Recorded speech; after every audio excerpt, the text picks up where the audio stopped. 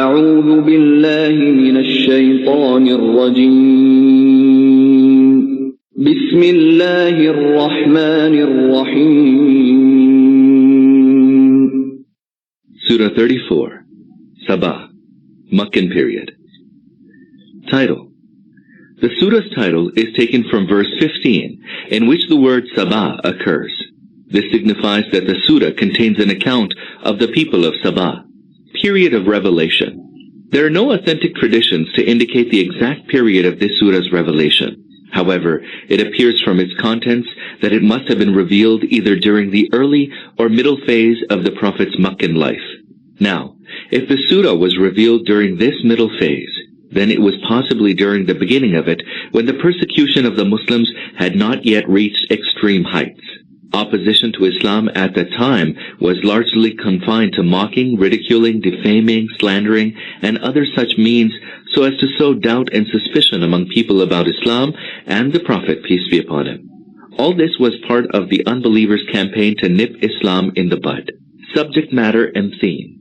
The surah consists of responses to the Meccan unbelievers' hostile criticism of the Prophet's teachings relating to monotheism, the hereafter, and his own prophethood. Their criticisms and objections were usually couched in the form of sarcastic innuendos, mocking remarks, and vile accusations. The surah explicitly identifies their criticisms before going on to respond to them. On other occasions, the Quranic responses themselves indicate the criticisms they specifically addressed. Such responses are mostly expressed in the form of elucidation, admonition, and persuasive evidence. At times, however, the opponents are warned of the dire consequences of their adamant rejection of the truth. It is in this context that the stories of the prophets David and Solomon, peace be upon them, and the people of Saba are recounted. These stories are meant to drive home the fact that history provides two distinct examples from which people can learn a lesson. One is that of these two great prophets, David and Solomon, peace be upon them, who, notwithstanding their unrivaled might and glory, did not succumb to arrogance and vanity. Rather than act rebelliously towards God, they continued to be His grateful servants. By contrast, the people of Saba were swayed by pride and arrogance for the simple reason that God had blessed them with His bounties. As a result, they were punished so severely that no trace of them remains besides legendary tales. After citing these examples, the unbelievers are told to consider these two opposing models of conduct and to decide for themselves which of the two is better. A life anchored in affirmation of monotheism and the hereafter, and characterized by thankfulness to God, or one rooted in unbelief, polytheism, rejection of the hereafter, and immersion in worldliness.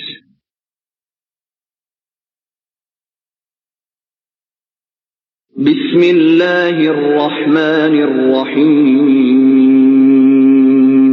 In the name of Allah, the most merciful, the most compassionate. الحمد لله الذي له ما في السماوات وما في الأرض وله الحمد في الآخرة وهو الحكيم الخبير. All praise be to Allah, to whom belongs all that is in the heavens, and all that is in the earth, and all praise be to Him in the world to come. He is most wise, all aware.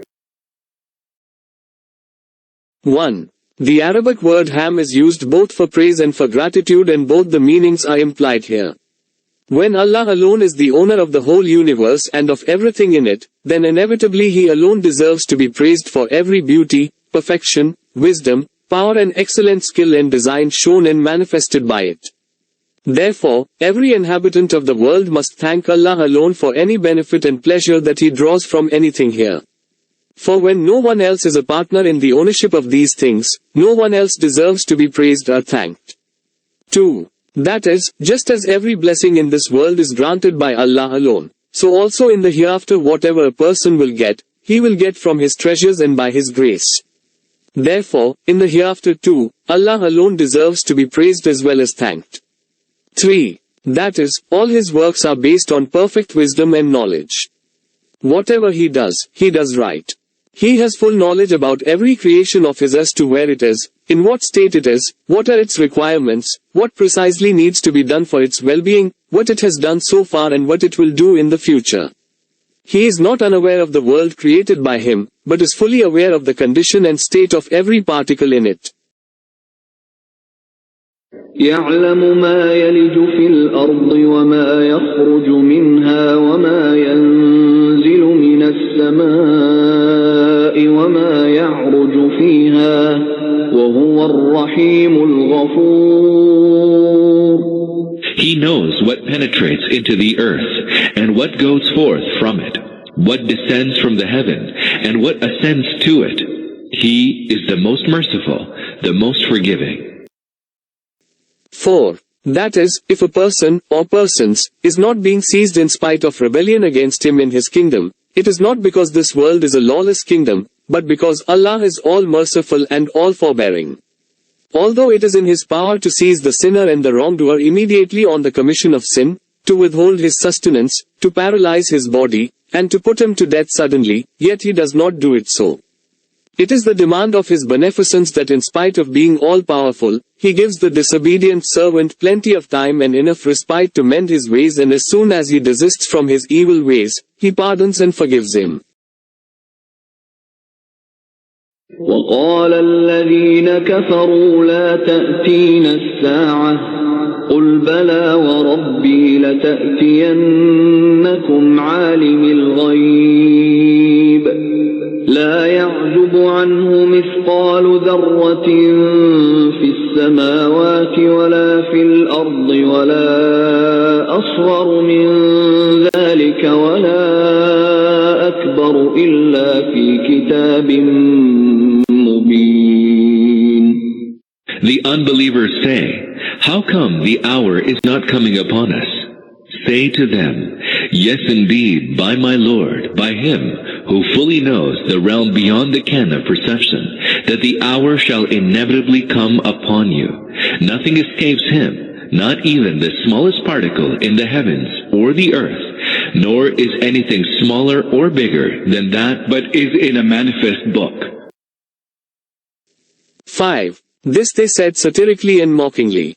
What they meant was, this prophet, peace be upon him, has been giving us the news of his coming of resurrection for a long time now, but resurrection has not overtaken us so far, although we have openly denied and rejected him as a prophet, have been insolent to him and have ridiculed him in every way. 6. The use of the attribute, knower of the unseen, for Allah while swearing by him by itself points to the fact that the coming of resurrection is certain, but no one knows except Allah. Knower of the unseen, when exactly it will come. This same theme has been explained at different places in the Quran in various ways. For details, see Surah Al-Araf, Ayat 187, Surah Taha, Ayat 15, Surah Luqman, Ayat 34, Surah Al-Ahzab, Ayat 63, Surah Al-Mulk, Ayats 25 to 26, Surah An-Naziyat, Ayats 42 to 44. 7. This is one of the arguments for the possibility of the hereafter as is being stated in verse 7 below. One of the reasons why the deniers of the hereafter regarded the life after death as irrational was, they said that when all human beings will have become dust after death, and scattered away in particles, how it will be possible to bring all the countless particles together and combine them to be recreated as the same human bodies once again. This doubt has been dispelled, saying, every particle wherever it is recorded in God's register, and God knows where a particle is. Therefore, when he wills to recreate, he will not face any difficulty in gathering together all the particles of the body of each and every man. ليجزي الذين آمنوا وعملوا الصالحات أولئك لهم مغفرة ورزق كريم. The hour shall come that he may reward those who believe and do righteous deeds. There shall be forgiveness and a generous provision. والذين سعوا في آياتنا معاجزين أولئك لهم عذاب من رجز أليم. As for those who worked against our signs in order to frustrate them, they shall suffer a painful chastisement. 8. The above was an argument for the possibility of the hereafter. This is an argument for its need and necessity. It means, a time must come when the wicked should be requited for their wickedness and the righteous rewarded for their righteousness. Reason wants and justice demands that a worker of goodness should be rewarded and a worker of evil punished. Now when you see that in the present worldly life neither is an evildoer fully requited for his evil nor a worker of goodness for his goodness, rather there are opposite results of evil and goodness in most cases, you should admit that this necessary demand of both reason and justice must be fulfilled at some time in the future. Resurrection and the hereafter will be the same time. It is not its coming but its not coming which is contrary to reason and against justice. In this connection, another point becomes evident from the preceding verses. They tell that the result of faith and righteous acts is forgiveness and a bounteous provision, and for those who strive and act antagonistically in order to discredit and defeat Allah's religion, there will be a torment of the worst kind. This makes it manifest that he who believes sincerely will not be deprived of forgiveness even though he may not get a bounteous provision owing to some flaw or weakness in his deeds. And the one who is a disbeliever but who does not adopt an attitude of enmity and antagonism towards the true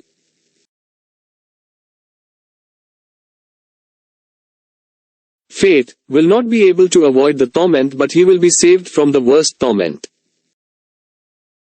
وَيَرَى الَّذِينَ أُوتُوا الْعِلْمَ الَّذِي أُنزِلَ إِلَيْكَ مِنْ رَبِّكَ هُوَ الْحَقَّ وَيَهْدِي إِلَى صِرَاطِ الْعَزِيزِ الْحَمِيدِ. O Prophet, those who have knowledge see clearly that what has been revealed to you from your Lord is the truth, and directs to the way of the Most Mighty, the immensely praiseworthy Lord. 9. That is, these antagonists cannot succeed in their object to prove the truth presented by you false, however hard they may try, for they can only delude and misguide the ignorant people by their designs. Those possessed of knowledge cannot be deceived by them. وَقَالَ الَّذِينَ كَفَرُوا هَلْ نَدُلُّكُمْ عَلَى رَجُلٍ يُنَبِّئُكُمْ إِذَا مُزِّقْتُمْ كُلَّ مُمَزَّقٍ إِنَّكُمْ لَفِي خَلْقٍ جَدِيدٍ. The unbelievers say, shall we direct you to the man who tells you that when you have been utterly broken to pieces, you will be raised to life again? أفترى على الله كذبا أم به جنة بل الذين لا يؤمنون بالآخرة في العذاب والضلال البعيد. Has he forged a lie against Allah, or is he afflicted with madness? Nay, but those who do not believe in the hereafter are doomed to be chastised and are far gone in error. 10. The chiefs of the Quraysh knew well that it was extremely difficult for the common people to accuse Muhammad, peace be upon him, of being a liar, for the entire nation knew that he was completely a truthful person, and no one had ever heard a lie from him all his life.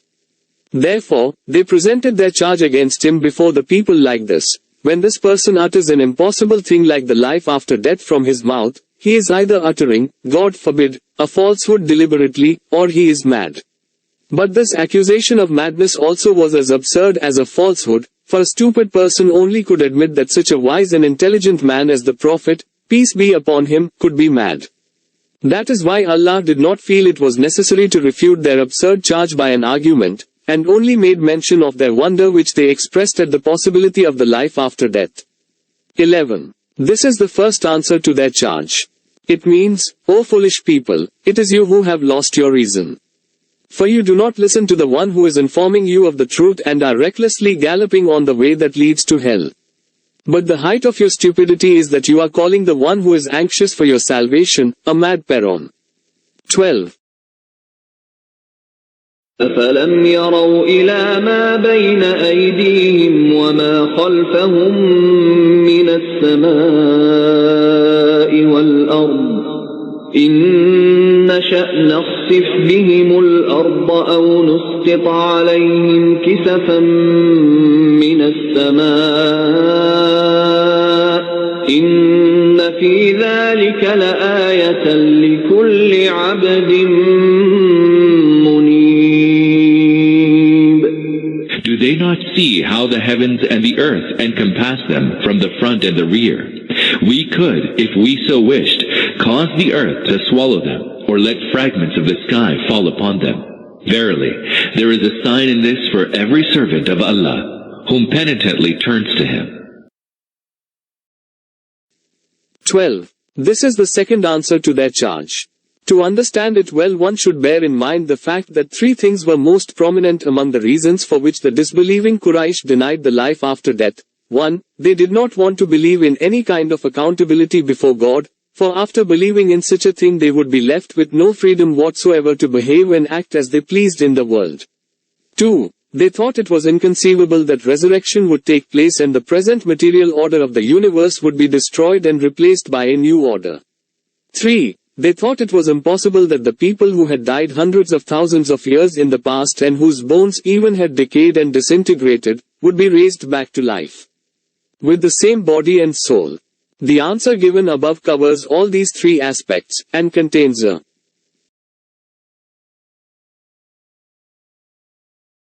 severe warning as well. The details of the theme contained in these brief sentences are given below. 1. If you ever had observed this earth and the heavens with clear-sightedness, you would have seen that it is not a plaything nor has its creation come into being by accident. Everything in this universe points to the fact that it has been created by an all-powerful being with great wisdom. In such a wise system it would be highly absurd to think that somebody could be left to live an irresponsible and unaccountable life after he had been given the faculties of intellect and discrimination and authority. 2. Anyone who sees the natural order with discerning eyes will realize that the occurrence of resurrection is not at all difficult. It can take place suddenly as soon as the system in which the earth and the heavens are bound together is disturbed. And the same system testifies that the one who has made and is running this world today can create another world again. If it were difficult for him to do so, this world would not have existed as it does today. 3. Your opinion and judgment about the creator of the universe that it will be impossible for him to resurrect the dead is strange. The bodies of the men who die may utterly decay and disintegrate and be scattered but nevertheless remain within the bounds of this very universe and do not go anywhere outside its bounds. Then it is not at all difficult for the God who has created this earth and the heavens to gather together everything from the earth and water and air wherever it happens to be. Whatever makes up your body today was collected and combined by him, and brought out from this very earth, water and air. When the collecting and assembling of these elements together is possible today, how will it be impossible tomorrow? Besides these three arguments, the discourse also contains a subtle warning to the effect: you are surrounded by God's kingdom on all sides. Wherever you may go, you would be covered and surrounded by the same universe. You cannot find any place of refuge against God, and God's power is such that He can afflict you whenever He likes with a calamity from under your feet or from above your heads. You do not know what forces might be working under the very surface of the earth which you find is an abode of perfect peace and safety for yourselves, and when they would cause an earthquake to take place and turn the same earth into your grave. You do not know when a disaster might befall you, a lightning or a devastating rain, or some other calamity from the same sky under which you walk about with full peace and satisfaction of the heart as if it were the ceiling of your own house. In a state like this, your fearlessness of God, your heedlessness of any thought of the hereafter and your vain and nonsensical talk against the admonition of a well-wisher has no other meaning than that you are only inviting your own doom. 13. That is, the person who is neither prejudiced nor obstinate and stubborn, but is a sincere seeker of guidance from his God, can learn many lessons from the observation of the earth and heavens, but the one whose heart is turned away from God, will see everything in the universe, but will never perceive any sign pointing to the truth.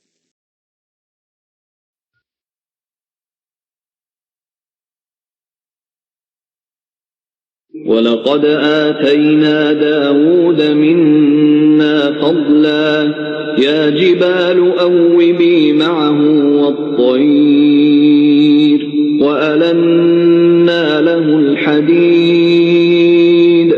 We bestowed our favor upon David, peace be upon him. We commanded, O mountains, sing Allah's praises with him, and so did we command the birds. We softened the iron for him, saying, 14. This is an allusion to the countless favors with which Allah had blessed the Prophet David, peace be upon him. He was an ordinary young man of the tribe of Judah, living at Bethlehem. In a campaign against the Philistines he slew the giant Goliath, the great enemy of Israel, and suddenly grew in esteem of the Israelites. With this event began his rise to prominence, so much so that after the death of Saul he was first elected king of Judah in Hebron, and then a few years later he was made king over all the tribes of Israel. He took Jerusalem and made it the capital of the kingdom of Israel. It was under his leadership that for the first time in history a God-worshipping kingdom was established, whose boundaries extended from the Gulf of Aqaba to the western banks of the river Euphrates. In addition to these favors, he was further graced with divine bounties in the form of knowledge and wisdom, and the qualities of justice and mercy and devotion to the truth. For details, see En. 273 of Surah Al-Baqarah, and En. 7 of Surah Bani Israel. 15. For this refer to Surah Al-Anbiya, Ayat 79 and En. 71 thereof.